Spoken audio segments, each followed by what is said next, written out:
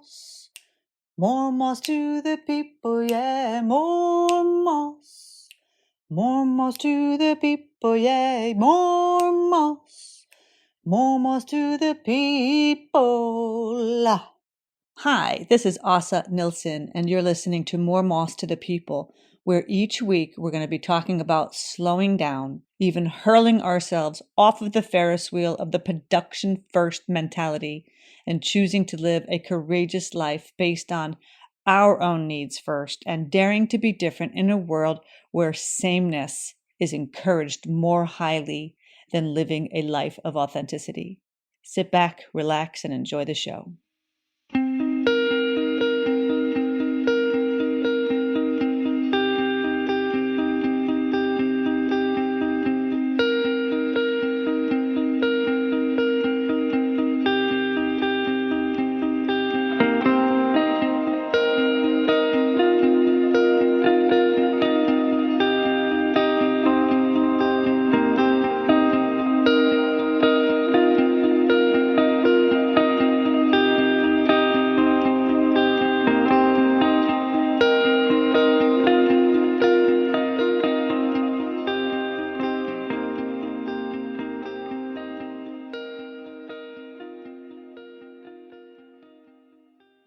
Hello and welcome back to More Moss to the People.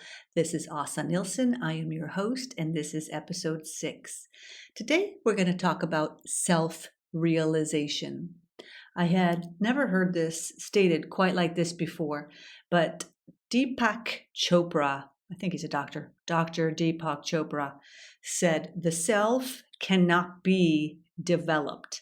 It can only be realized. I thought, man, that is some good shit right there. And why is that? Because, I have considered myself to be working in the self-development field now for 5.5 years as a life coach, as a business and money mindset coach. This is what I did. I helped people to develop themselves. I sold myself as a self-development coach, right? I mean, that's how I perceived myself to be, as if I have any power or control to help another person develop themselves, right? This is only a matter of discovering who in fact we are. Our lives are the continual journey towards the understanding of the realization of self. Who am I? Who are you? And I was at this conference, and I had these people come around me and asking, so tell me, what do you do? What do you do? I think that is the most boring question anybody could ever ask anybody, because it shows absolutely no forethought or any kind of cleverness. So the turning of that question of, well, I'm a life coach. I work in coaching, and here in Sweden, that is still something that is becoming understood. Yeah. I mean, in America, it has been a lot longer that this is a field that has even been considered. And in Sweden, it's becoming more popularized, which I'm glad for, because there are so many excellent and beautiful coaches out there doing really fantastic work. And so saying that I'm a life coach, people, they're just like, oh, okay, next. Like they go to the next person because they didn't understand what it was. And I'm not going to sit there and explain it to them, because at that point I have already left the building myself mentally. However, when I felt interested, I would then turn it around and ask them about themselves, because I don't know if you have realized this yet, but I'd say 99.999% of the free world wants to speak about themselves. So for people who don't love networking, like going out to an event to sell myself or sell my business, and I definitely am not. I do not like that. I don't go into any kind of a social situation thinking, okay, today I'm going to give out 25 business cards and they better freaking like it. I'm not doing that. Sorry, my phone just went off. So I have been in situations where I went to networking breakfasts, and this one guy sits at a table of 10 of us, and he sits and he throws his business card out like he's dealing a deck in Las Vegas. And uh, I was like, oh, is this you? Is this your business card? He's like, yeah. And he never asked me for mine. He didn't ask me what I did. He didn't ask me what I worked with. Now, if you have your own business, I'm going to just offer you a tid of advice. That is not the best way to, or even a good way to get your business card in front of people, because who cares about your business card? Shake my hand, look me in the eye, and seem as though you are remotely interested in me as a human being. I've been doing some studies. I have, I don't know if you do this, but I watch people. I have always watched people because people fascinate me. And I'm also the youngest of 5 children. So I had to watch my elders to see what was the stemning. The stemning in Swedish is kind of like what's the vibe in the room, right? So I could figure out very quickly, based on how my siblings were acting, how my father was feeling, or if he was in a bad mood, or was he angry at one of us, or my mom was always the peacekeeper, which is the role definitely that I have also taken in my own life. So the understanding of paying attention to nuances, body language, like how people speak, how people look at you, how they hold their own bodies, how they hold their hands, how they do anything. People give so much information just based on how they stand and how they look. So if you are thinking about yourself now and how do you show up in the world, I'm going to ask you, if you are super uncomfortable in a scenario or a situation, I promise you, everyone around you knows it. They can sniff it, they can feel it, they can see it. And if they don't, those aren't even the people you want to be around anyway, because they don't even care about you, okay? They're caring more about themselves than they're caring about anybody else. So getting back to my Deepak Chopra. So when he says the self cannot be developed, it can only be realized. That it goes against everything basically I've learned, but I'm fascinated with it because could it be actually true? And is there some inkling of, yeah, I mean, really, I do think that could be true. I think it is, especially when we're born. I believe we are born into this life. And I personally believe in multiple lives. Now, you have your own beliefs. You can believe whatever you want, but this is my show, so I'm going to talk about what I believe in. So I believe in multiple lives. And I believe that when we die, that we are, we are a soul. We are only a soul. And we happen to have a body, right? This body suit that we're walking around in. And when this life is over, then our soul comes back with a different bodysuit. And we keep having karmic lessons.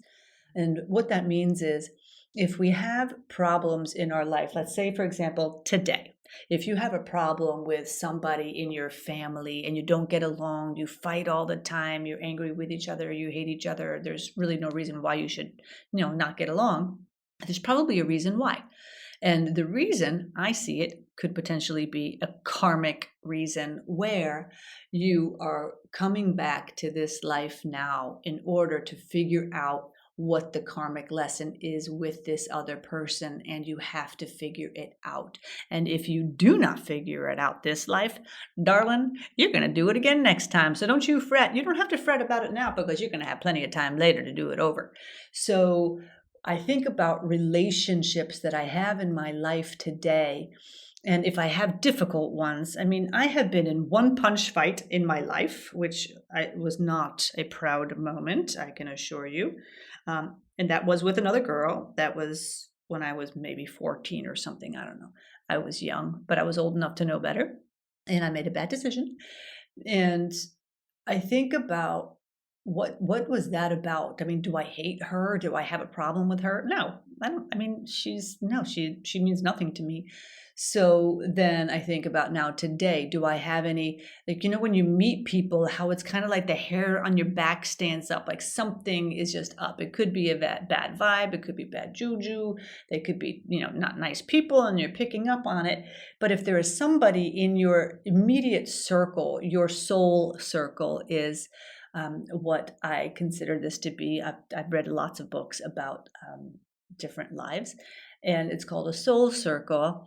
When you keep kind of coming back to the same people, there's a reason why we keep coming back to the same people, the same souls, because we're a part of a group. We're a part of our crew, basically, right? Our crew that we've always had, and we're always going to have.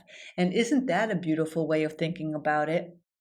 Now, I could say that my brother in this life maybe was my sister in a past life, or maybe in a past life I was a man and I was married to my sister, who is now my sister, but then was a man, you know? So it's like, this is what I mean by the whole karmic cycle where we keep coming back to figure it out. And this is all my own beliefs. This is what I believe in my heart and in my soul. And it's very rare that I talk about this with very many people. So I decided I'm just going to talk about it with you since I have maybe 3 people listening. So you're going to find out how I really feel about this whole self-realization. I do so much introspection of myself and how I am and how I act and how I treat other people and how I react when other people treat me a certain way, or when I feel the most loved, when I feel the most appreciated, when I feel the most seen, valued, and heard. Those are the 3 most important things that any human being really needs, is to be seen, valued, and heard. So when I am at my absolute best, my highest and best, when I'm like, I feel like I am just so magnanimous, like my heart is on fire and I feel like I'm electric. When am I around those people? Who am I around? And when am I absolutely living the best life? And, you know, there are times where you have more of that than others.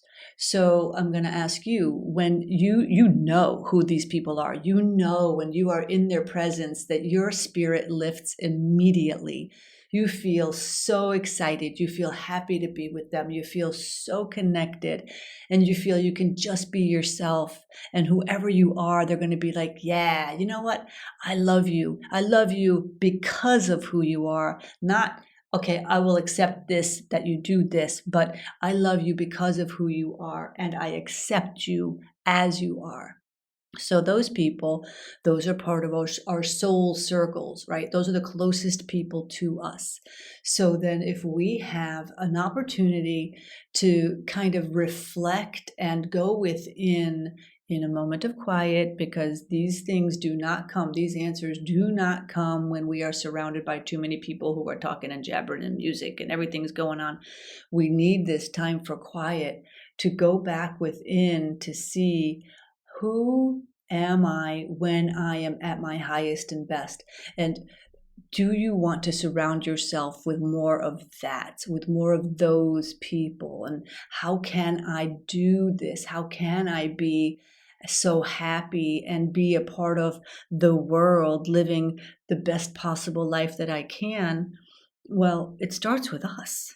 It starts and ends with us. When we are feeling like we are magical, that only can start with us. So realizing our self-realization, coming back to self, and knowing what that feels like to be in that state of being, that state of knowing, that is what I'm talking about. That more moth to the people, the whole movement is to understand more of that. And when are we with people that consider that to be also something interesting and something they want more of, instead of the push, the shove, the hustle, the I've got to have this because this is what everybody else has?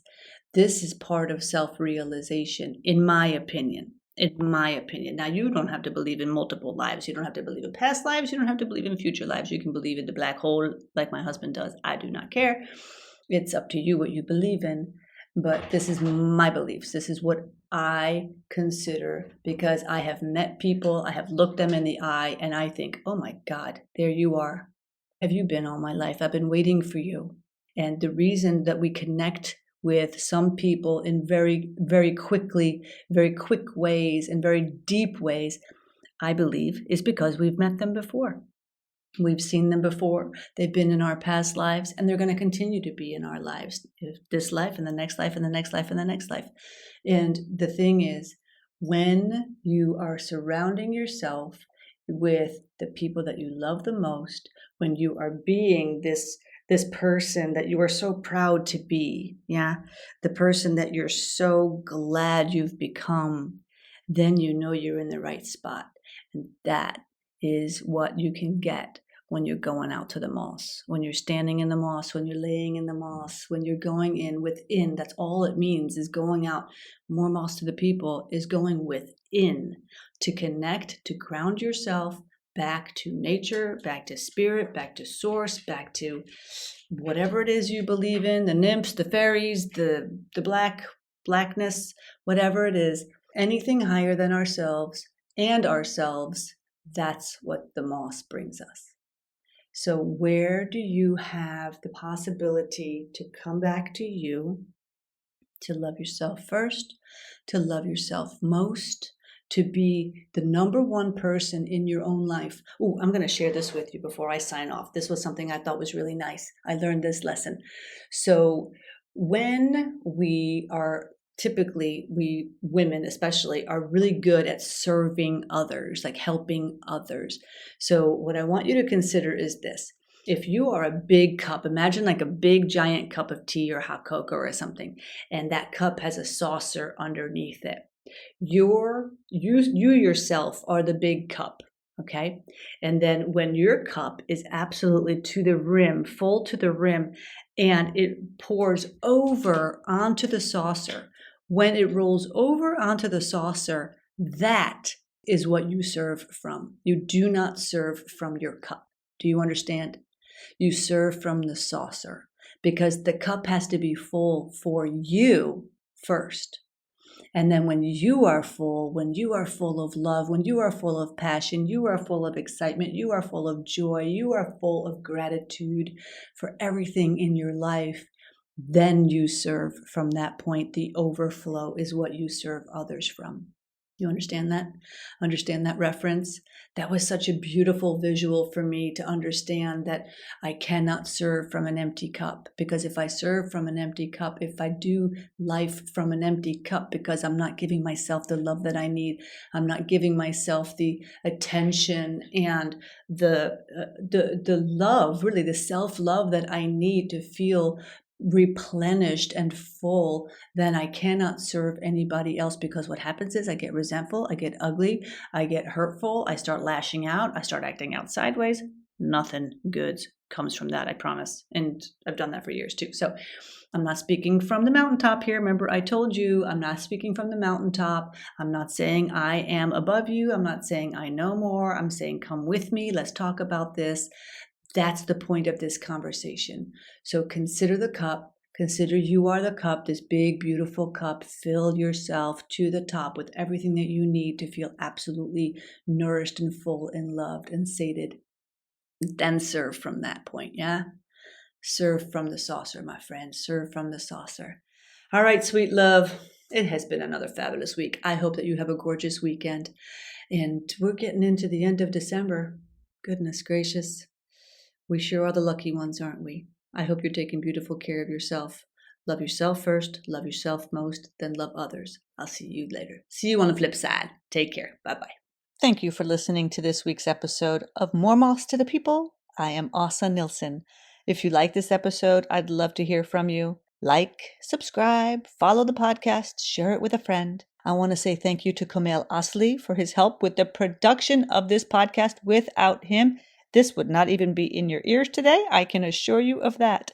And let me say a little something about my friend Gregory Paul Donaldson, may he rest in peace, who would always leave me with this quote. He would say, "In the meantime and between time, whatever you do, do it well, and then pass it on. Peace, and most importantly, joy." I want to leave you with that as well. I'll see you on the flip side, my friend. Take care.